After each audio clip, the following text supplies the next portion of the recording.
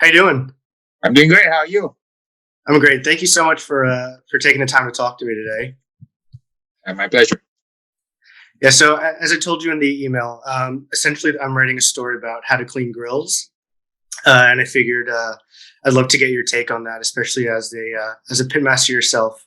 I don't have too much experience with grills, so I figure our readers would greatly benefit from whatever you have to say about it. I guess the first question is, why is it important to keep your grill constantly clean? A couple of reasons. Number one, you want to make sure that food safety as the number one priority. Obviously, you don't want to cook on a grill that has mold, rancid oil, creosote, even like leftover food, rust. I've cleaned a lot of grills.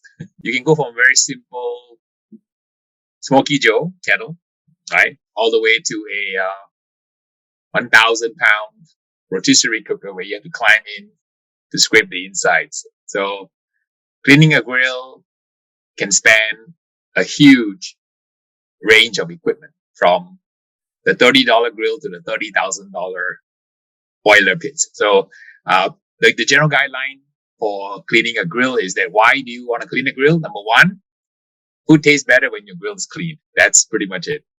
And of course, if you are running a commercial operation, food safety is very important. The health inspector is going to come, and you know that an old grill harbors a lot of pathogens, such as bacteria and germs and everything. And also in the wet areas, in wet climates, I've noticed that some of my friends that I cook with, I do collabs, so I visit people, they've got mold growing in their grill because of the humidity. If you go down to the southern states, summertime, and they don't clean the grill, sometimes, the moisture gets into the grill. And then, of course, there's rain. Not everybody covers their grill. So if it's out in the open, you don't have a shed over it, likely water will get in, and the microbes really love that wonderful barbecue brisket grease. Delicious. I definitely do not need to eat ribs with a side of mold, but never really took that into account with the humidity, and especially with folks not covering the grill, the rain contributing to like mold growth. So I mean, yeah, that all checks. I guess that all makes sense. Yeah, one of the things I would recommend people is just spend $50 and buy yourself a nice cover. A lot of times, once you clean the grill and it's clean, you want to keep it covered. I know that not everybody grills daily. So if you grill once a week or once every a month, a good tip you can give your viewers is, after they clean their grill, they should cover it with a fitting cover, because not everybody has an outdoor shed that you can cover your equipment with. So definitely a grill cover is a good tip for your readers. Thank you. I mean, yeah, it doesn't make sense when people will spend like a couple grand on a grill, but don't want to spend a few extra bucks to put something over to make sure it lasts as long as it can. Absolutely. And they make covers everywhere. From, if you have a drum smoker, they make UDS covers. Most of the brands have their custom cover. And of course, you can go to Amazon and buy a kind of a generic cover. I have quite a few. I have 22 grills in my home. So I do try to keep them covered. And sometimes, you can't find the exact match to the cover. You just buy one of those covers off Amazon, and you just kind of plop it over the grill. It really helps keep it clean, and also you kind of make sure that when there's bird poop or whatever ends up on your grill, it ends up on the cover, not on your pit. Yeah. So how often should someone be doing like a full-on clean versus regular maintenance after they just use it or something? I suggest that two factors. Number one, what is the duration between cooks? If you're cooking like every day, then obviously you don't need to clean it after each day's cook. I don't do that. The factor also is how much gunk has accumulated. How much gunk you accumulated is dependent upon the fuel you use. So if you use something like briquettes, within the briquette category, there's many brands of briquettes. They all have different ash content and what I call clay content. So if you buy a high-end briquette, like a Jealous Devil Max, which is made of Paraguayan axewood, there's hardly any ash. So for those kinds of grills, there's not a lot of what I call ash sweeping, because when you clean a grill, you need to worry about a few things. Number one, the ash buildup, the wood ash buildup, or the briquette buildup, or the pellet buildup that you have to remove. Then you've got the cooking residue on your grates, which is a lot of times it's grease and fat. You have the oil that collects at the bottom of your grill, sometimes in a pan, sometimes in a trough with the outlet valve. or sometimes, on a grease pan where you have to kind of scrape. So I'll talk about some tips later. And then, of course, on the stuff on the grate, and then the gunk that's on the wall. So it's kind of multifaceted. So you want to tell your readers that there are actually multiple aspects of the grill that need to be cleaned, from the ash to the creosote to the gunk on the grates, all the way to any kind of baffles that will be coated with the grease from the cooking process and the ash. So those are kind of the components. There's about 5 components that you have to get rid of in your grill. Gotcha. I mean, that is definitely something our readers probably don't take into account. Just how much grease splatters all over the place, all the ash residue. Obviously, there are different types of grills: charcoal like pellet, gas. What are the different cleaning methods for each of those different types of grills? If you have a gas one and you don't use any wood, then it's easy. A lot of my students and fans on YouTube and so on, they cook on gas grills. So on a gas grill, you can create decent barbecue, and I don't malign anyone who doesn't cook with wood or get charcoal. You can get great barbecue on a gas grill, and most homes in America, they have a gas grill they're using in the backyard. For gas grill, the cleaning method is make sure that the grates are clean. You clean any grease underneath, and if there's any kind of creosote on the inside, you kind of brush it down with this wire brush. Of course, there's a big controversy as to whether you're allowed to use a wire brush on the grill. There are people who sell you those wooden paddles that they claim that, the bristles will get into your food. I've cooked for many, many decades, and I never had even one instance where some kind of a metal shard from my grill brush ended up in my food. So yeah, I may be a minority, but I have not had any issues with that. The idea that I have is that things I don't want to do, things that Harry does not do. I rarely ever want to pressure wash a grill. Some people believe that they have to take the grills out and then they have to take it to a car wash and pressure wash it. I think pressure washing destroys the patina of a grill. It takes a long time to build the patina. For example, like my Weber Smokey Mountains that I won in excess of 100 plus first places and over 30 grand championship, they have never been pressure washed. They've been cleaned many times. After every cook, I clean them. I basically brush down the sides, clean the grates, and just make sure that all the creosote is removed. The creosote is kind of like the black flaky stuff that you see on the inside of the grill, especially on the dome, on the cover. So those have to come off, and you can use I use a little scraper. I use a wire brush to get it off. I can give your readers one easy tip to clean the grates, which is kind of a bear. What you do is you take the grates from your grill and get a big kind of trash bag, one of those big black trash bags. You stick your grate in there. You buy a can of the oven cleaner, wear gloves, make sure you're covered in your face, and you spray the grates inside the bag. And then you wait about 5 minutes, and then you just wash it off, and the grates come out like sparkling, shiny, clean. Amazing. What brand oven cleaner do you use? I Walmart. I just go buy the cheap one in Walmart. That works really well. It's very corrosive. So the safety tip for your readers is make sure you wear gloves when you do that. Very important. And then the fumes are toxic, so don't breathe the fumes. So what I do is I stick my hand inside the black trash bag where the grates are, and I kind of spray it in, and I make sure that I cover the bag so that all that kind of toxic caustic chemical and acid or whatever, caustic alkali, stays within the trash bag. And I wait, like 5 minutes, and then I hose it off. Super easy peasy. That's one way to clean the grates. The other way I can suggest to your readers is I use a grill gun to clean my grates. So a grill gun is basically a propane hooked up to a little gun, and it's like a weed burner. Again, it works really, really well. And then, of course, it brings out the inner pyromaniac in you. So it's always fun to clean the grates with your weed burner type grill gun. And that's an easy way to get all the gunk burnt off the grates. Another tip also is a lot of times when I cook my food and I have leftover coals, what I do is I put my grill brush right on the coals to burn off the grease that's on my grill bristles. So that's another big tip that you can tell your readers. Oh, that's a smart one. That last one about putting it over the coals.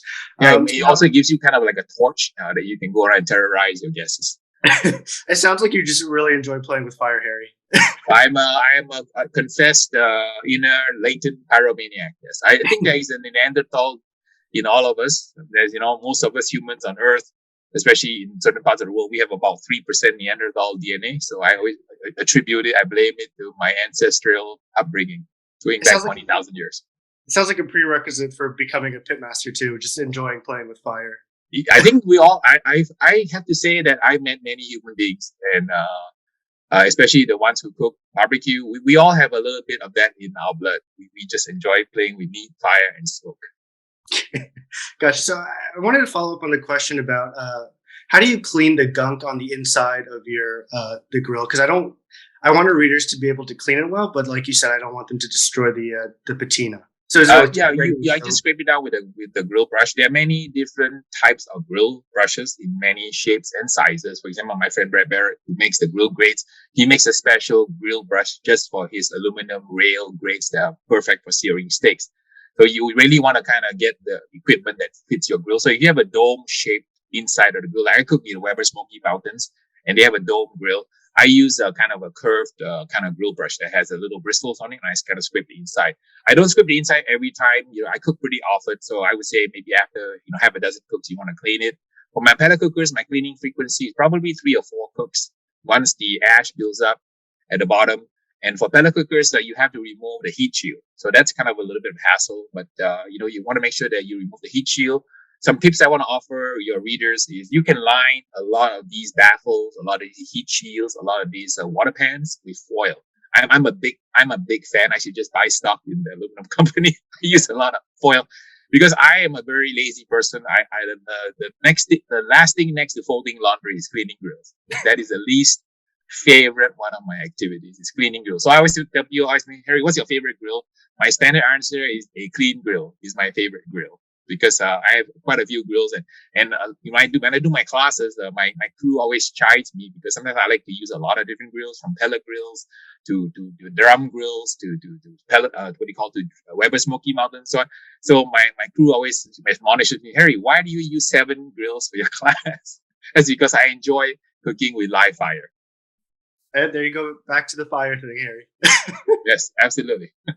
I feel like that aluminum foil tip is really good. I mean, whenever I cook at home, just like even in an oven, everything is lined with aluminum foil. So once I'm done, I basically just throw everything out, and it requires very little actual scrubbing or hard cleaning.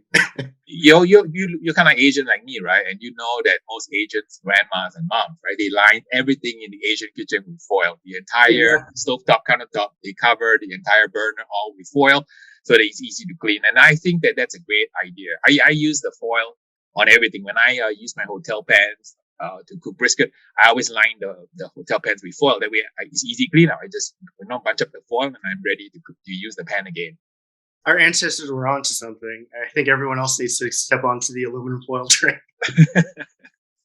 I know before you mentioned the grease traps. What's your favorite? What's your best way of cleaning those things out? Because those get pretty nasty. Here's a tip for your readers. When you have a pellet cooker and you have a bucket, right, a little small metal pail that you hang on the pellet cooker, and they all come with them, you can get a foil liner that's the same shape as the metal bucket. And you use that as a liner so that way you make sure that all the grease doesn't end up in the metal bucket. It ends up in the foil bucket within the metal bucket.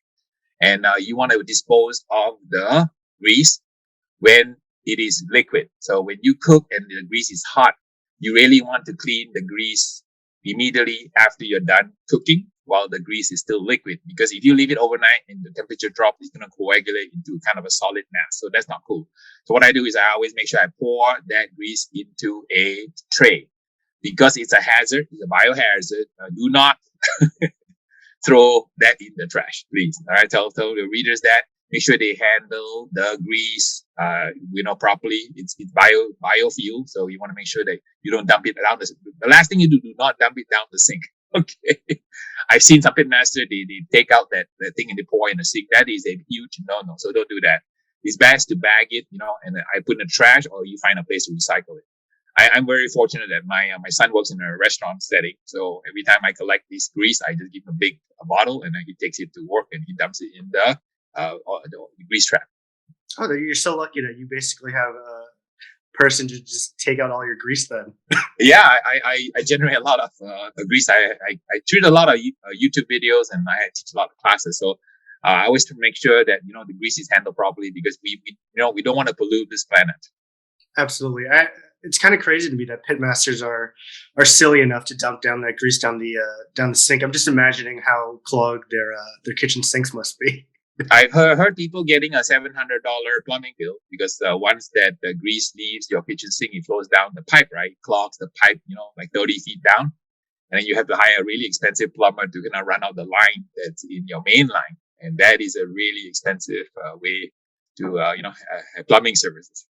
Yeah, I think what are they called? Fatbergs, I think, right? When a bunch of that it clogs up and it backs up all the way to the kitchen. So it's huge. Put that in red. Like flashing bold in your article saying, please never, ever, ever, under any circumstance, dump the grease into your sink. Just because they run hot water at the faucet, they think that the grease smells. Well, guess what? 10 feet down in the line, that hot water is no longer going to be able to keep the grease liquid. It's going to coagulate and clog up your line. Exactly. Well, I thought that was an interesting point you made about making sure your grease is liquid to throw out. I think whenever I cook at home, I usually try to get my grease to coagulate so I could just throw it into the trash. So that was an interesting point. You can do that because I'm cheap. Those liners are expensive, right? So, I said that I'm considered a very what I call a cost efficient and process efficient pitmaster. I'm cheap and lazy. So I tend to reuse most of the stuff that I cook, and if I let it coagulate in the aluminum foil bucket, then I have to throw the whole thing away. So what I do is I actually pour it out when it's liquid. I feel like I'm like that too, but for home cooking and just regular oven stovetop cleaning. Yeah. What other tips do you have for cleaning that we haven't already touched on? I think that learning how to clean your pit without hurting yourself is important. People don't realize that sometimes on a pellet cooker, the drip tray or the grease pan is very heavy. And a lot of times you have to maneuver it out of the pit. Most pits don't have any issue, but for pellet cookers, my tip to your readers is that some of the pans are very heavy. So make sure that you maneuver it carefully and don't cut yourself. And I always tell people just wear gloves so that you don't get the gunk all over your hand. When you clean a 55-gallon drum smoker, a UDS, ugly drum smoker, sometimes you lean over, you end up falling into the barrel. So that is another hazard you need to worry about. And like for me, I'm not tall enough to reach to the bottom of a 55-gallon drum smoker. So I have a little tool that I purchased from my friends. You go to Gateway, you go to Big Papa Smokers. As a tip, you can buy one of those scrapers where you can kind of scrape the grease out from the bottom of a 55-gallon drum smoker. The reason I say that is because drum smokers are very popular today. We call it a UDS, ugly drum smoker cooking. It's an extremely popular form of cooking, and the drum smokers have made a huge resurgence today. And you can look, there's many, many different brands out there. So when you clean a drum smoker, it requires additional care. I know we're not talking about drum smokers today, but I am curious, why do you think the resurgence of that popularity of style is happening? The traditional way of barbecue is what we call indirect cooking. That means that the meat is not directly over the fire. So when you cook using indirect cooking, you're using a cooking method called the pyrolysis of lignin. When you cook over direct fire, you have the fat dripping on the fire. So you get pyrolysis of animal fats. So you have basically two kinds of cooking when you cook over direct heat. You get the indirect cooking with the smoke and the pyrolysis of lignin, and you also get the pyrolysis of animal fat. So these provides different flavor profiles. So depending on your liking, that's why people like to go to Burger King, because they cook it all open flame. That gives you a different flavor than the McDonald's burger. That's the patties cooked over a flat top skillet. So these are the techniques that you can optimize to create different flavor profiles. And of course, the downside of that, this is not the discussion. I could probably spend another half an hour talking about the pros and cons, but the bottom line is that, being a PCH, polycyclic hydrocarbons, when you do over direct cooking. But that's the topic. If you want to interview me again, we'll talk about that in great detail, about the carcinogenic nature of cooking food. But this is kind of focused on talking about cleaning grill. I tend to talk about different tangent topics. Sometimes, people don't hold me back. I end up talking another 30 minutes on another topic that's completely, not related to the main topic. Absolutely. I mean, you're just like, you have all this wealth of knowledge. So, I mean, it's very easy for you to get lost and talk about all sorts of aspects of grilling. So, I mean, I definitely will hit you up again for other story topics. I'm very much enjoying this conversation. I just had a class. We have 60 people in Kansas City, in West Kansas, on Saturday, and we had such a good time. They wanted me to do a pitmaster. I did a pitmaster tasting menu. We did like 7 crazy items in about 90 minutes, and then the audience, like what I say so much, we are not talking about Delta 9 mutations of Wagyu because they were all beef ranchers and beef farmers. So I took a deep dive into areas that's about the beef aging, because I didn't realize that they basically produce they pack 20,000 heads of cattle a day in that city. It's called Garden City in Kansas, and I had a lot of people who were working in the beef industry, and they didn't know that even though I'm an IT guy from Los Angeles, I do know a lot about beef. So we were talking about Wagyu, the heritage, Tajima cows, the Angus crossbred, and we kind of spent probably 40 minutes talking about beef industry in general. So I learned a few things and learned a few things from me. So I'm really kind of well known for going on these tangents whenever I have conversations. And if the crowd is willing, I'm happy to engage. I love that. I wish I could have been there. That would have been such a fun conversation to just talk about beef for 90 minutes. I think that was all the questions I had about cleaning grills. Was there anything else you wanted to bring up, Harry? No, I'd be happy to, if you want me to review, the draft, I'd be happy to, review it for accuracy, make sure it's good. And then I wish your, viewers, luck. I always tell people that barbecue should be about cooking food, not gas. Gas is the most common problem I see having a YouTube channel, having Patreons, and being on the competition. Gas stands for gear acquisition syndrome. Too many people have gear acquisition syndrome where they're paralyzed. They're paralyzed because, they don't have the right equipment. Their pedigree of their pit is not deep enough. They didn't spend enough money on their pit.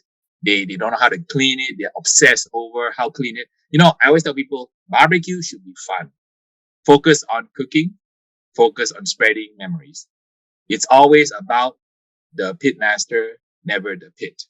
So what kind of pit you have, how clean it doesn't really matter. Just go out and cook and have fun.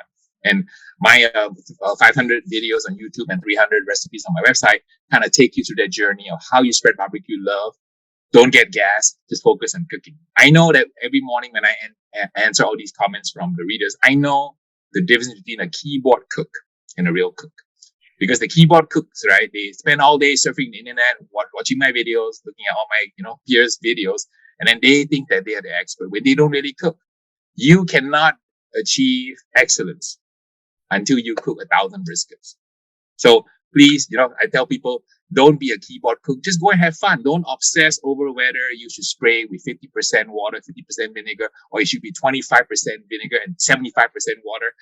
Don't obsess over those kinds of things. Go and have fun and cook. Spray with water and then see what happens. Cook with fat up, cook with fat down, cook in different positions in your grill. Just have fun and cook, and not obsess over some of what I call the minutiae. That they're paralyzed because, they have gear acquisition syndrome. They're focused more on the equipment than on the actual cooking itself. It's kind of you and me, right? People are going to ask you, Tyler, what kind of keyboard you use? You write really great articles. Let me use the same keyboard as you, so I'm going to be able to produce the same quality caliber of articles. The keyboard has nothing to do with the writing. Just like a photographer. It's not the camera. It's the photographer. And in barbecue, it's the same thing. It's always the pitmaster, never the pit, never the cleaning method. Oh man, I love that. I want you to hammer that message home. That at the end of the day, you don't need a spotlessly clean pit. You can listen to all of Harry's suggestions on how to clean your pit. Use all his tips. But at the end of the day, it's not about the clean pit. It's about how you spread barbecue love through your passion and through your love of cooking barbecue and meat, smoke, and fire. Love that, Harry. Thank you so much. I mean, that sounds like a beautiful way to wrap up this interview. I feel like I discovered you. I was watching one of Mikey Chen's YouTube videos, and that's how I discovered you. I figured it'd be great to get you onto our website. So I know our readers will greatly benefit from everything you had to say today. Have you met Mikey in person? I have not. Okay, he can eat. Okay, I will tell you something that your viewers may not be aware. He does not fake what he does on his channel. He can really eat. I created probably, 30, 40 pounds of food, and he chowed through that stuff. And then the best part, he shot the episode in my backyard, kind of like in the morning. And then in the afternoon, he did another episode in LA, eating some giant burritos. I thought, how can this tiny little man, right, eat so much food in my place? And then a few hours later, go chow down on some ginormous burgers and burritos in LA. I thought, like, wow, he really enjoys eating. When I met him at Goldie's in Fort Worth, Texas, he was chowing down on all that barbecue that was meant for a family of 5 at least. And he really loves what he does, and he's the real deal. I know, he's very impressive. It's like a black hole in his stomach. So I thank him for introducing you to me. Oh, wow. See, all that goes around comes around. Yeah, I travel around America now that I'm retired. If I'm on the East Coast, hit me up and I will swing by and cook with you. Awesome. That sounds so great, Harry. Thank you for taking the time to talk to me today. All right. Take care. Have a wonderful day. Bye, Harry. Bye.